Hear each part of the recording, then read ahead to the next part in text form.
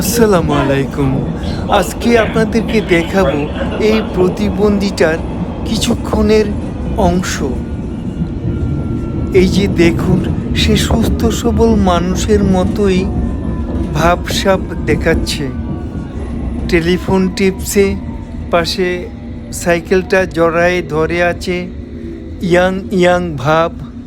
সাইকেলের সিটের সাথে হেলমেটটা সুন্দর করে ঝুলিয়ে রাখছে। এই ট্রেনের মানুষগুলো কেউ কাউকে নিয়ে কোনো মাথা ব্যথা নেই। এখানকার প্রতিবন্ধীদের অনেক রকম ফ্যাসিলিটি রয়েছে। এই যে দেখছেন, ওরা কিন্তু মোটা অঙ্কের ভাতা পায়। আমাদের দেশের প্রতিবন্ধীদের জন্য মায়া হয়। এখানকার সব কিছুতেই এদের অগ্রাধিকার। এই যে দেখুন, কারো সাহায্য সহযোগিতা ছাড়াই রাস্তা দিয়ে দিব্যি